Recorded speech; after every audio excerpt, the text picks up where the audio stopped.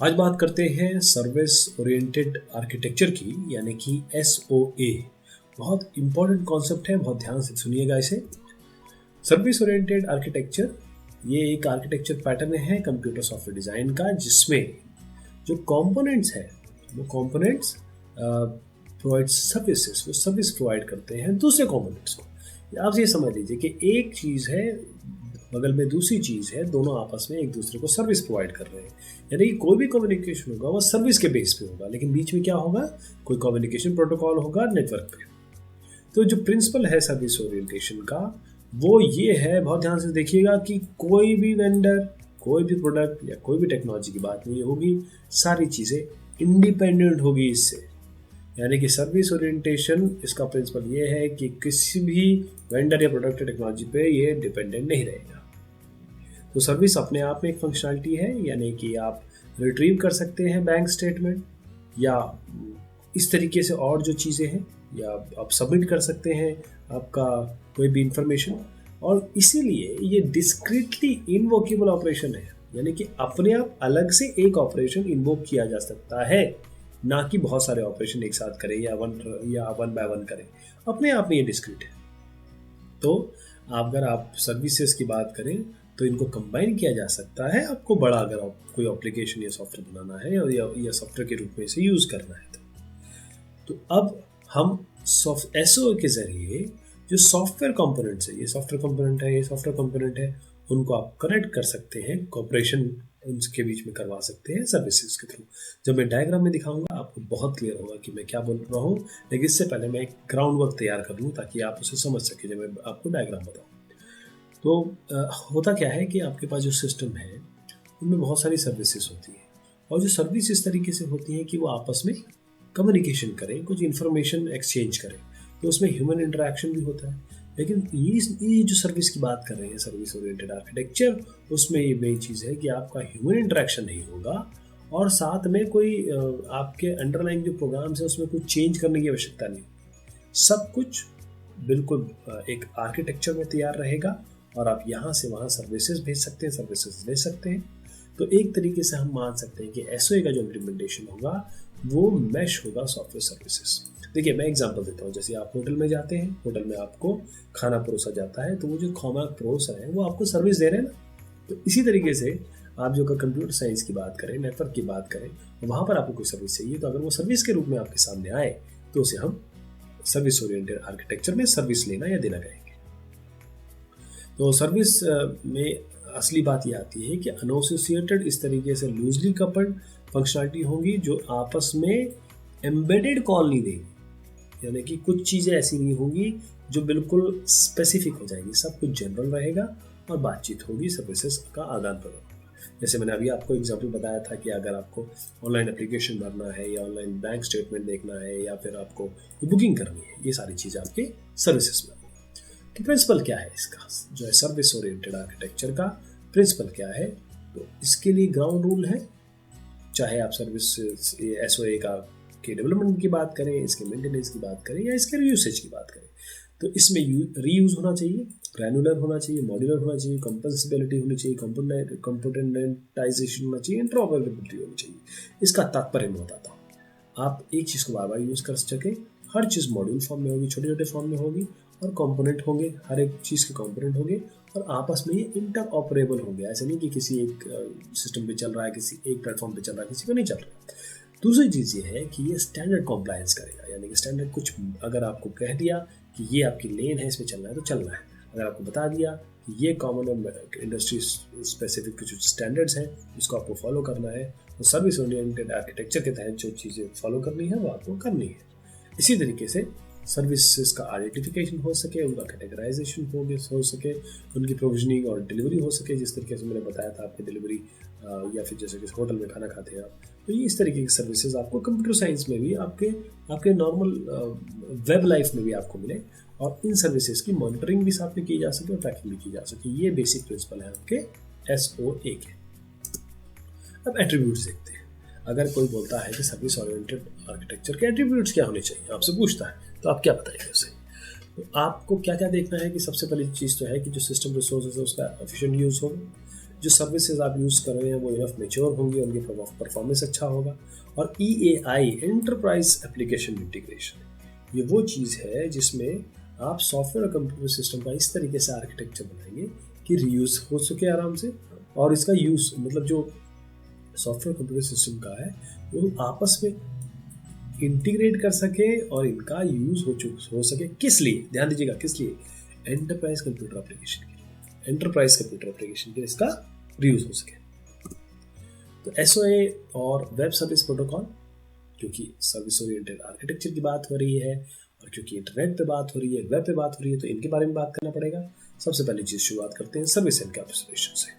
Service encapsulation से इसका मतलब ये है कि देखिए, सर्विस मोस्टली इसमें जो सर्विसेज आई हैं वो इस तरीके से नहीं बनी थी कि वो SOA में यूज़ की जा सके, वो अपने आप बनी और उसके बाद यहाँ पर यूज़ की जाने लगी।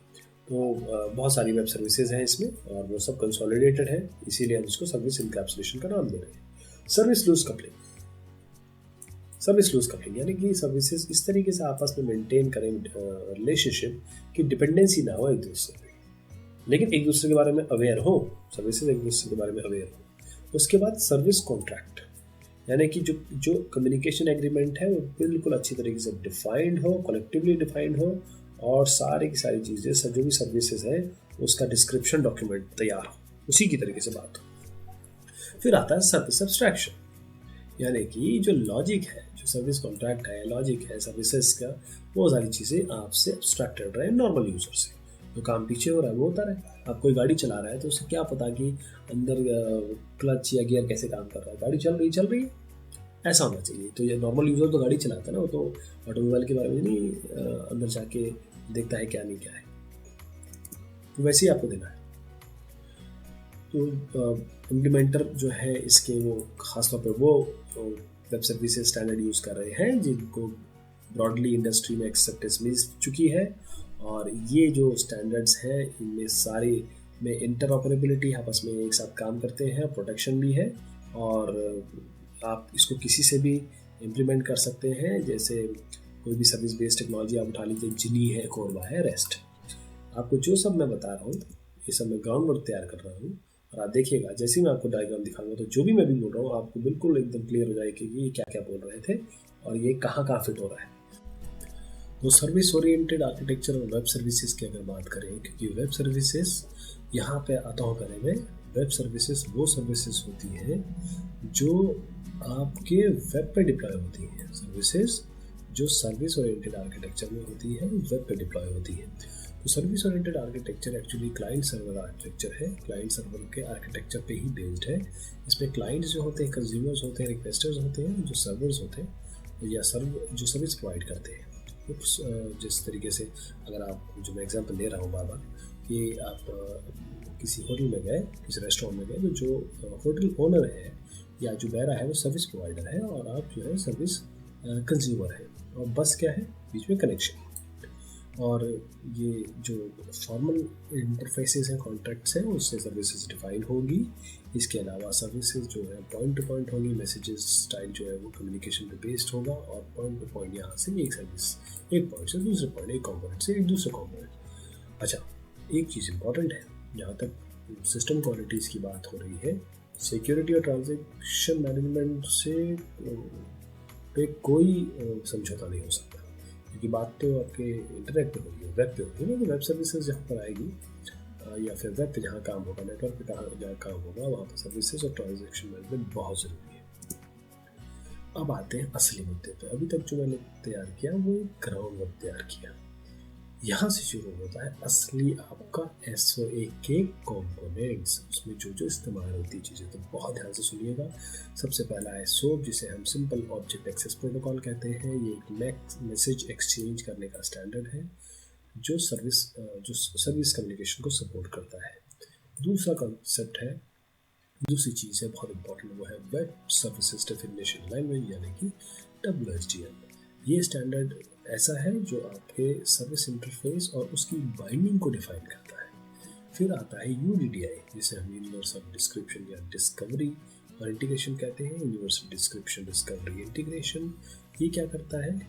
ये आपके उन कंपोनेंट को डिफाइन करता है, सर्विस स्पेसिफिकेशन के उन कंपोनेंट को डिफाइन करता है जहाँ से आप सर्विस के मौजूद होने की को डिस्कवर कर सकते हैं। देखिएगा, इसको मैं डायग्राम में बताता हूँ आपको, क्योंकि बहुत इंपॉर्टेंट चीज़, बहुत ध्यान से देखिए। अगर आप रिक्वेस्टर हैं, आपको सर्विस चाहिए किसी सर्विस प्रोवाइडर से, तो आप कहाँ जाएंगे? यहाँ पर जाएंगे। तो ये क्या करेंगे, सर्विस रिक्वेस्टर यहाँ से सर्विस मांगेगा, फाइंड करेगा, और सर्विस प्रोवाइडर जिसके पास सर्विसेज है वो इसमें पब्लिश कर देगा। जो ढूंढने वाले हो यहाँ से ढूंढ लेंगे। तो ये देखिए इन दोनों की बाइंडिंग कैसी है। तो ये पब्लिश कर देगा अपनी सर्विस को, ये इनसे सर्विस ले लेंगे रिक्वेस्टर। अभी जो तीनों चीज़ें मैंने बताई आपको, कौन कौन सी, WSDL, SOAP और UDDI कहाँ कहाँ आते हैं, देखिएगा ध्यान से। SOAP, simple object access protocol, देखिए कहाँ आ रहा है, हर जगह पे, क्योंकि कम्युनिकेशन हो रहा है। कम्युनिकेशन पे SOAP आता है। SOAP अपने आप काम नहीं करता है, HTTP के ऊपर काम करता है, SMTP के ऊपर काम करता है, ये हम आगे देखेंगे। लेकिन SOAP किस जगह पे आएगा वो देखेगा। WSDL किस जगह पे आएगा, जो डेफिनेशन लैंग्वेज है वेब सर्विसेज की, वो यहाँ पर आएगी, क्योंकि यहाँ पर आपका वेब सर्विसेज डिफाइन होगी। वेब सर्विसेज डिफाइन सर्विस कैसे, सर्विस प्रोवाइडर क्या बोलेगा, सर्विस डिस्क्रिप्शन होगी, सर्विस इंटरफेस होंगे, क्या सर्विस है, ये चीज़ बताई जाएगी, वो WSDL करेगा। और अब UDDI क्या करेंगे, UDDI के पास सर्विस का डिस्क्रिप्शन होगा, जहाँ से सर्विस की एक डायरेक्टरी बनी रहेगी, जहाँ से ये सर्विस रिक्वेस्टर फाइंड करेंगे। देखिएगा ये UDDI कहाँ कहाँ है, आप समझ गए होंगे। अब जो मैंने ग्रामर तैयार किया था, अब धीरे धीरे आप जगह सही बैठा रहे होंगे कहाँ कहाँ आता है। इसको हम और भी डिटेल में देखेंगे। क्यों? क्योंकि SOAP, WSDL, UDDI ये एक तरीके से तीन स्तंभ है आपके वेब सर्विसेज के। और वेब सर्विसेज यानी कि सर्विस ओरिएंटेड आर्किटेक्चर के ऊपर चलने वाली, इंटरनेट पे चलने वाली जो सर्विसेज है। SOAP क्या है, एक प्रोटोकॉल स्पेसिफिकेशन है जहाँ पर आप क्या करते हैं, देखिए सबसे क्या करते हैं आप, ये ऐसा प्रोटोकॉल स्पेसिफिकेशन है जहाँ पर आप एक्सचेंज करते हैं स्ट्रक्चर्ड इंफॉर्मेशन, ठीक, कंप्यूटर नेटवर्क्स के बीच में। ये XML बेस्ड है, मैसेज फॉर्मेट। और ये जो एप्लीकेशन लेयर प्रोटोकॉल है, जैसे कि हाइपर टेक्स्ट प्रोटोकॉल और सिंपल मेल टेक्स्ट प्रोटोकॉल, तो ट्रांसफर प्रोटोकॉल, इस पे बेस्ड होता है। इसकी मदद लेता है किसके लिए, मैसेज नेगोशिएशन और ट्रांसमिशन के लिए। और WSDL क्या करता है, ये देखिए नाम कितना इसका सुंदर है, इसी से आपको समझ में आ जाएगा कितना इंफॉर्मेशन देने वाला बनाया गया है। वेब सर्विसेज डेफिनेशन लैंग्वेज, किसी भी वेब सर्विसेज की डेफिनेशन को उसकी डेफिनेशन कहाँ होगी, उसको बनाने के लिए डेफिनेशन लैंग्वेज, उसको डिफाइन करने के लिए डेफिनेशन लैंग्वेज। तो वेब सर्विसेज डेफिनेशन लैंग्वेज वो होती है जो एक वेब सर्विसेज को डिफाइन करते हैं। तो वेब सर्विसेज डेफिनेशन लैंग्वेज ये भी XML बेस्ड इंटरफेस है, डेफिनेशन लैंग्वेज है, ताकि आपके वेब सर्विसेज को डिस्क्राइब किया जाए वो क्या फंक्शनलिटी ऑफर करती है। ठीक है, ये जो एक्रोनिम है ये कई जगह यूज होता है, जैसे WSDL फाइल में, और इसमें मशीन रीडेबल डिस्क्रिप्शन होता है कि how the service can be called, किस तरीके से सर्विस को कॉल किया जा सकता है, क्या पैरामीटर्स होंगे इसमें, ये क्या एक्सपेक्ट करता है पैरामीटर, और क्या डेटा स्ट्रक्चर ये रिटर्न करता है।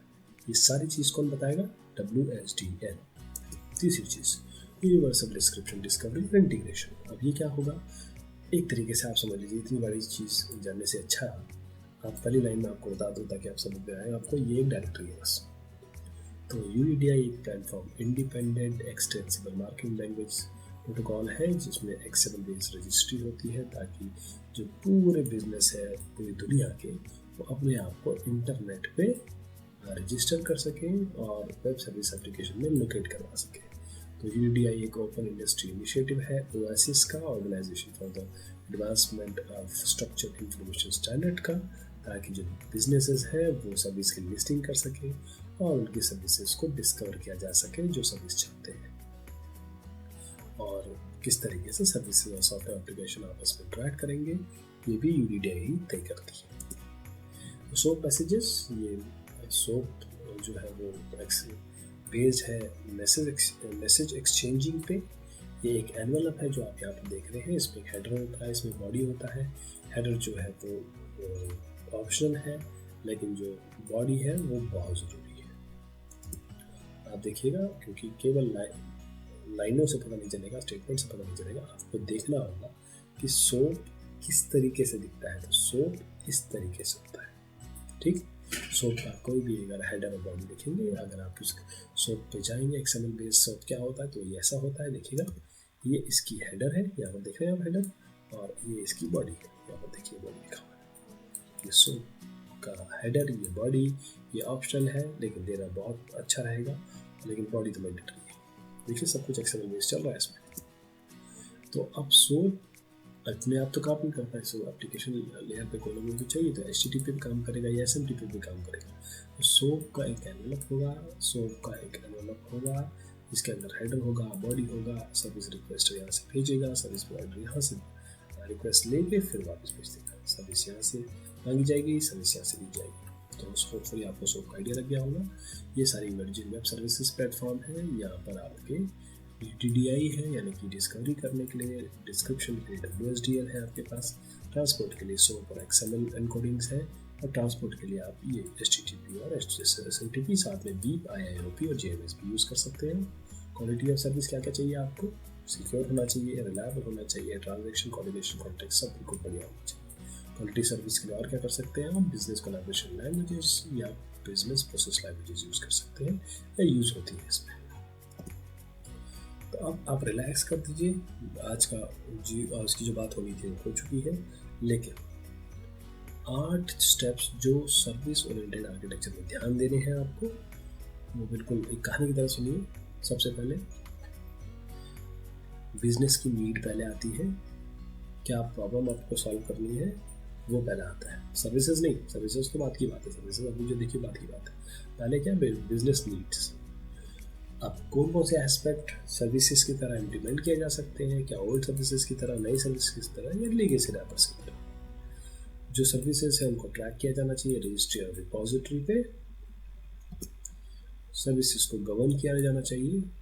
गवर्न यानी कि हमको इस हर एक लेवल पे इसका बिहेवियर क्या है अक्रॉस एंटरप्राइजेस और अलग अलग स्टेजेस पे इसकी गवर्निंग होनी चाहिए, यानी कि इसको बिहेवियर को मॉनिटर करना है, पॉलिसीज को इन्फोर्स करना है, और यूजर सेटिस्फैक्शन को भी देखना है। फिर क्या करना है, सिक्योर द सर्विसेज। अभी तो बहुत ज़रूरी है, प्राइवेसी, आइडेंटिफिकेशन, ऑथेंटिकेशन, ऑथराइजेशन बहुत ज़रूरी है। ये नहीं है तो सर्विसेज कोई यूज़ नहीं करेगा आपको। तो इसका मतलब एक फेडरेटेड सिक्योरिटी एस्पेक्ट होना चाहिए इसमें। अच्छा, फिर क्या आएगा, मैनेज द सर्विस। अब मैनेज, क्या आपके मैसेजेस ठीक से आ रहे हैं, टाइम पे आ रहे हैं, क्या सब कुछ ठीक से प्रॉपरली मैनेज हो रहा है, ये चीज़ आपको ध्यान देनी होगी। फिर वर्चुअलाइजेशन थ्रू मीडिएशन, यानी कि अगर ये काम नहीं करा तो कुछ और चीज़ यूज़ की जानी चाहिए, ESB टाइप, ये आपको ध्यान देना है।